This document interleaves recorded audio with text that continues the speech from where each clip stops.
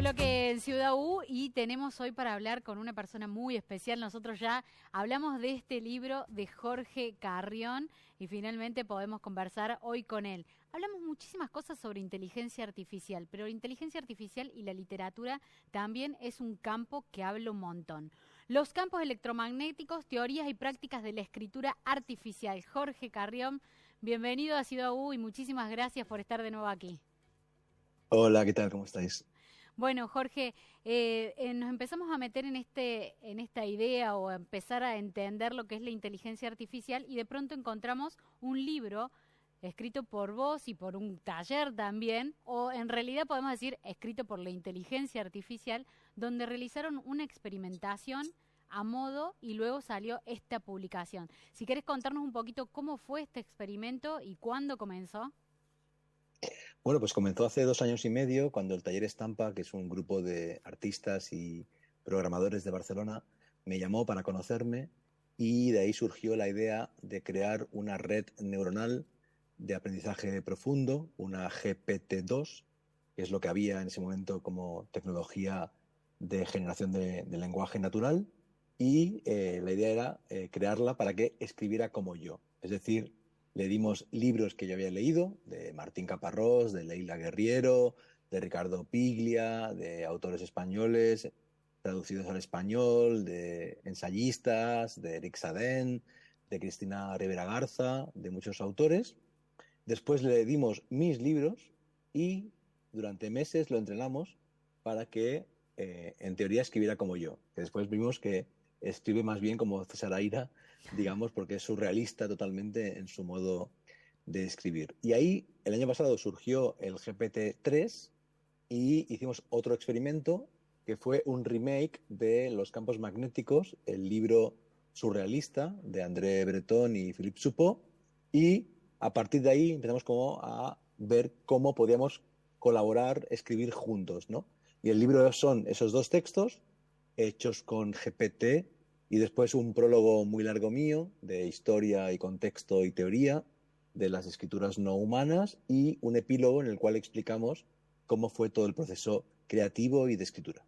En el libro vos decís también que es muy importante y lo mantenés el error, la equivocación de esta inteligencia artificial. ¿Por qué es la decisión de dejarlo y no de última corregirlo para que el libro salga perfecto o salga al estilo Carrión como uno quisiera con correcciones editoriales? ¿Por qué dejaste el error?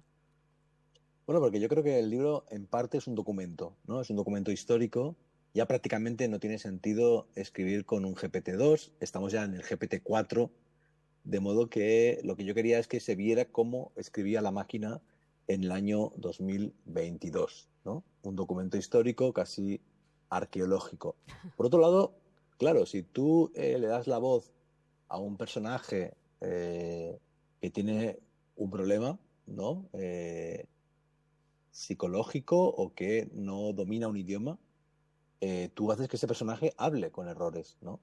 Y eso le da verosimilitud, le da fuerza al personaje. Y yo creo que el libro tiene más fuerza justamente porque yo no he embellecido, corregido, cambiado, sino que prácticamente lo único que he hecho ha sido cambiar de lugar, hacer bricolaje, edición, para mantener la fuerza y lo que he hecho es seleccionar, ¿no? El libro era el doble de largo, he ido cortando para que quedara como lo más esencial y lo más poderoso. Jorge, ahí estamos viendo también una parte de cómo funciona la inteligencia artificial o cómo funcionaba hace 2 años, en qué punto es necesaria la mano del hombre, en qué punto no, y cómo se puede ir corrigiendo o evolucionando. ¿Vos creés que en el futuro, o por lo menos el futuro que ya estamos viviendo ahora, podría escribirlo sin errores o los errores serían mínimos? En el libro hay un texto con GPT-2, un texto con GPT-3 y un texto con ChatGPT-3, que sería como el 3.5, Ujú. de modo que ya ves cuál es la evolución.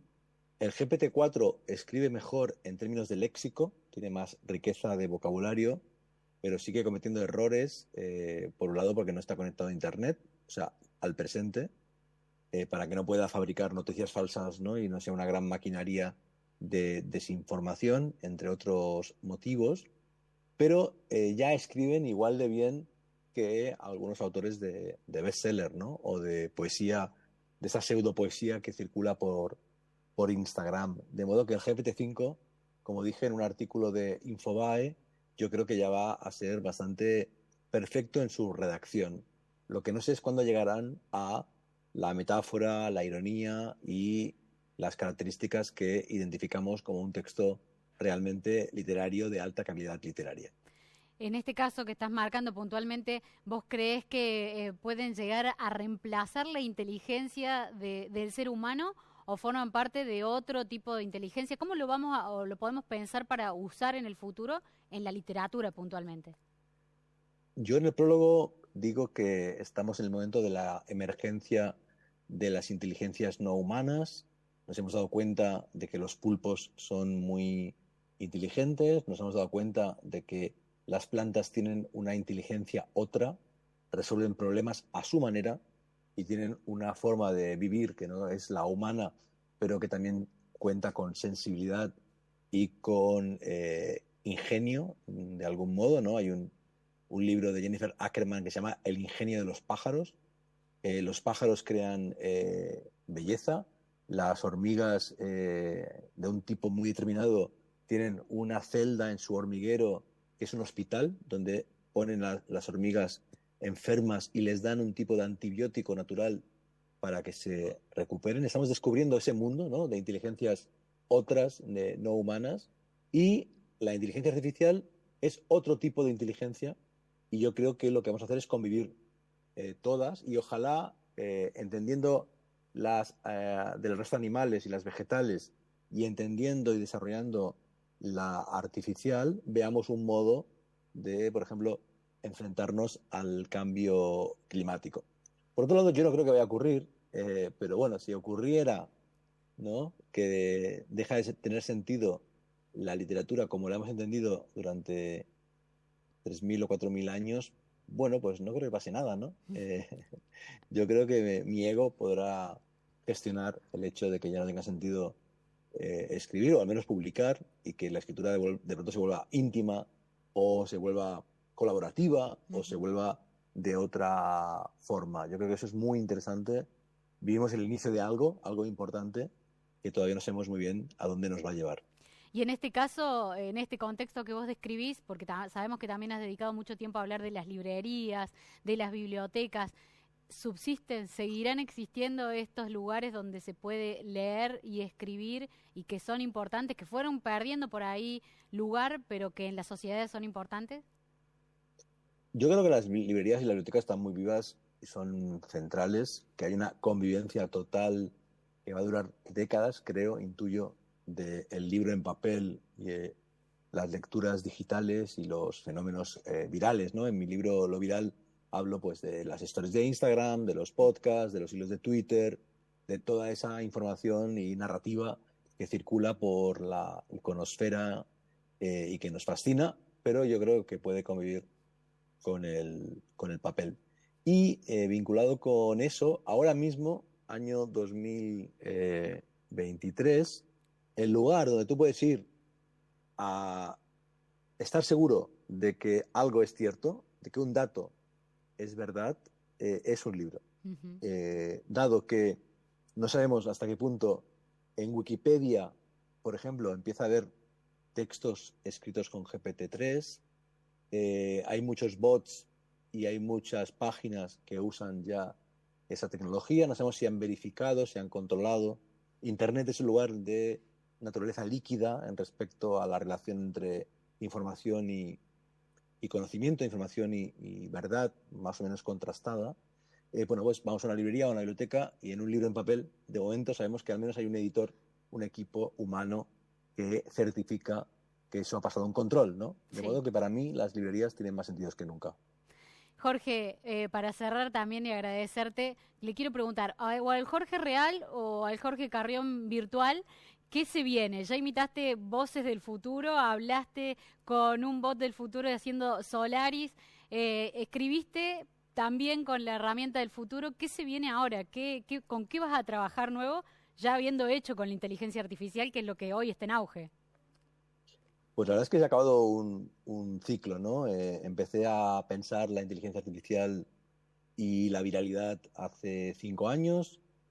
publiqué este ensayo, Lo Viral, después escribí Membrana, la novela en la cual me imagino el museo del siglo XXI hecho con algoritmos y narrado por algoritmos. Después le di una vuelta de tuerca con Todos los museos son novelas de ciencia ficción y con Solaris, dos proyectos, uno de novela, pero que fue una exposición, y otro de podcast en los cuales hablo con un algoritmo con voz femenina también del futuro. Y esto acaba con los campos electromagnéticos, que es una colaboración con inteligencia artificial. Y este ciclo acaba, ahora empieza otro, pero todavía no tengo un libro en mente. Lo que sí que tengo es un podcast que se llama Ecos y que es más biocéntrico que códigocéntrico. Es un podcast Ecos sobre los sonidos del mundo, sobre las biofonías, sobre la música, sobre cómo suena la realidad. Son ensayos sonoros como Solaris, pero ahí no hay inteligencia artificial. Y después estoy en varios proyectos de cómic. Quizá no es casual, quizá es que quiero trabajar con un artesano, con un dibujante, con alguien que dibuja a mano y no con imágenes generadas artificialmente. Pero no tengo de momento ningún libro. Creo que Lo Viral, Membrana y los campos electromagnéticos que están en las librerías argentinas van a tener entretenidos a mis lectores argentinos durante un tiempo, a ver qué se me ocurre para el futuro. Jorge Carrión, muchísimas gracias por estar aquí. Es como si te estuviéramos cerquita aquí en Córdoba. Ojalá podamos tenerte más cerca aquí sentado para la próxima. Pero bueno, te estamos siguiendo. Queremos ver los cómics esos. Ya los queremos ver. Gracias, Jorge. Gracias a vosotros. Un abrazo. Abrazo grande. Bueno, ya lo saben, los campos electromagnéticos, teorías y prácticas de la escritura artificial, interesantísimos para adquirirlo en cualquier librería. Están aquí en Córdoba, así que lo buscan. Nosotros nos quedamos con Random TV y ya venimos.